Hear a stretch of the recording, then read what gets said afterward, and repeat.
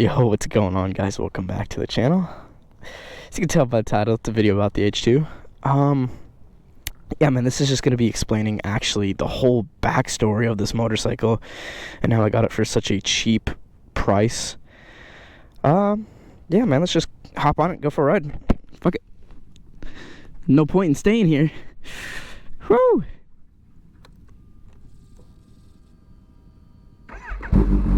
Ooh, yes, dude.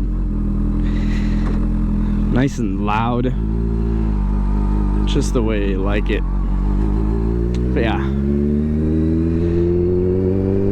So yeah, this actually is my 1 year anniversary with this motorcycle, so figured I'd take it out today and give you guys some videos on it.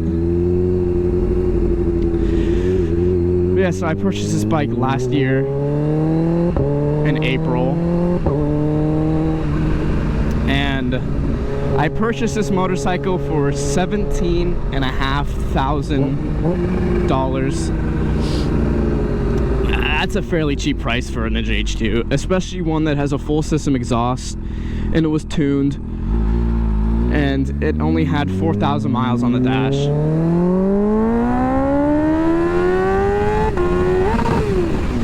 Wow, dude, just false neutral me, man.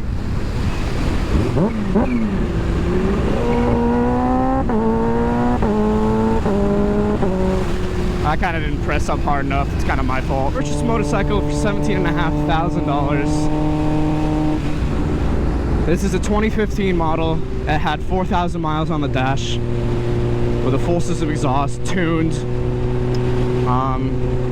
There was one catch about it, and that was the fact that it had no title.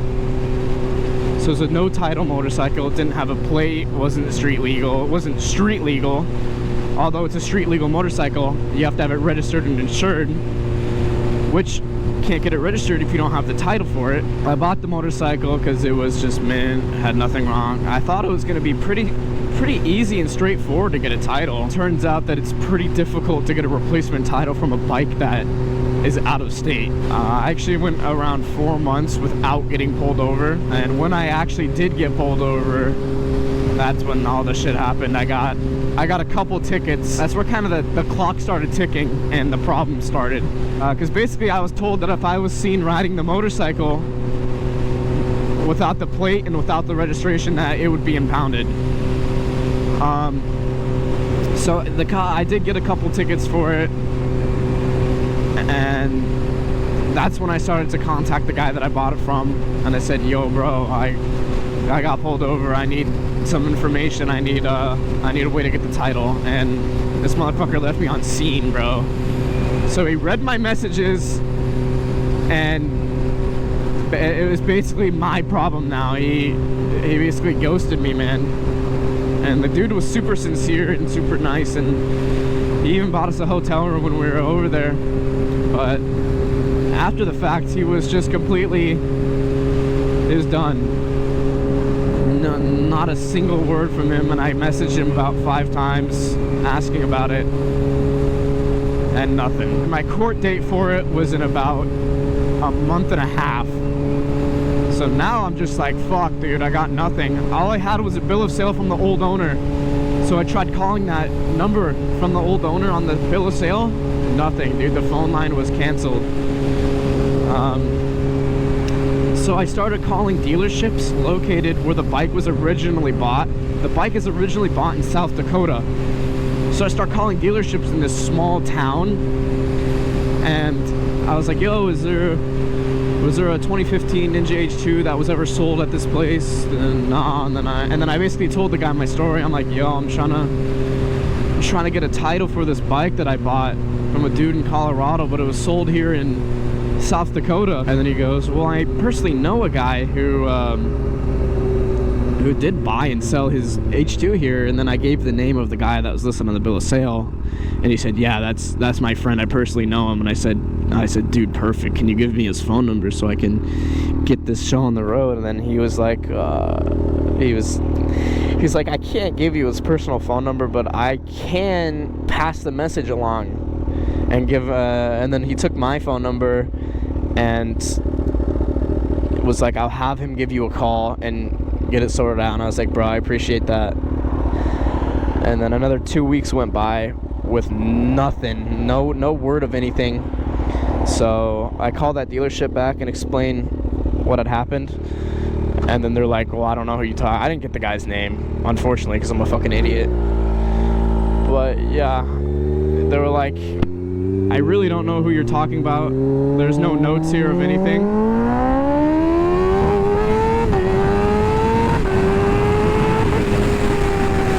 Oh, this thing flies, dude. I call another dealership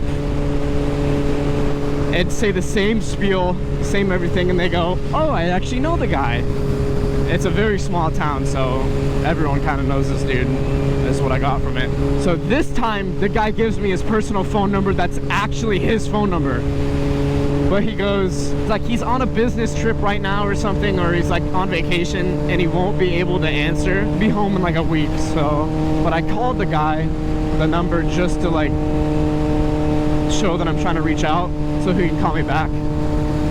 And then a week goes by and I get a FaceTime from him. Just a random FaceTime from a guy. And he's just like in his living room with it facing like his window. And I was trying to explain what was happening, but this guy was in his like 70s, man. He was an old guy, so he kind of didn't understand what I was saying. And then his wife like took the phone and I explained everything to the wife. I'm like, yo, I'm gonna send you this form that you guys need to fill out for the title.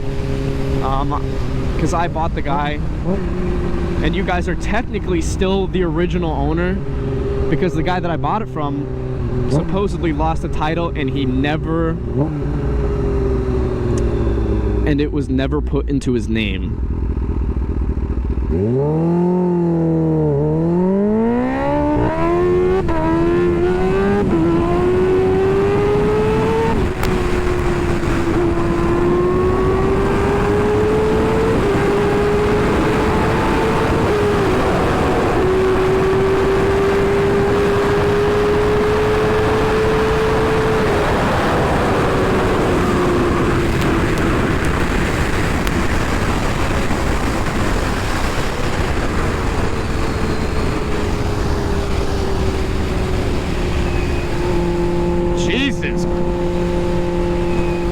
Jesus Christ, dude. Fuck. Cannot keep this thing down for anything, dude. The traction control was going all the way off, man. And I was doing a wheelie, so I can't turn, and I was fucking going off the road. Dude.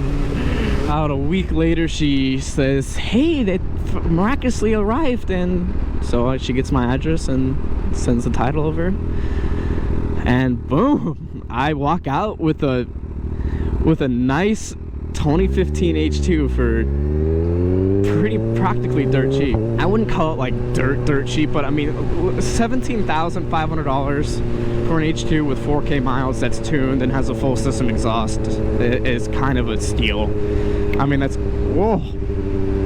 kind of a no-brainer. You can't even get a fucking like a new ZX-10 for that price, man.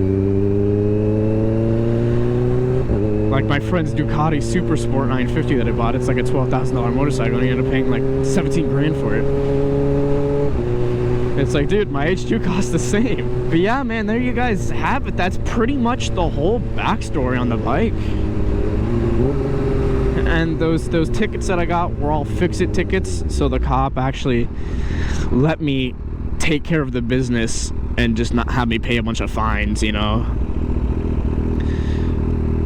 So yeah, man, that's the story of the fucking beautiful beast that I now own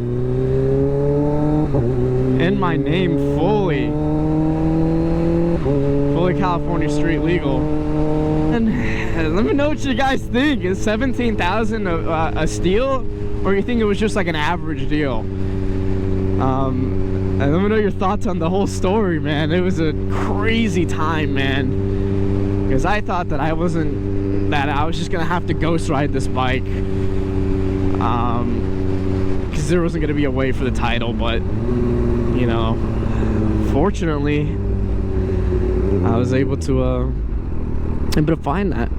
Yeah, but before I called that little town, by the way, I forgot to mention this. I was like person searching. Bro, I found like 10 phone numbers for the guy.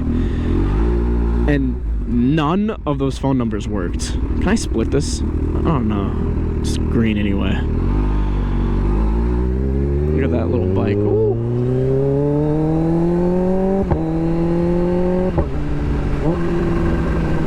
But yeah, anyways, y'all, peace out.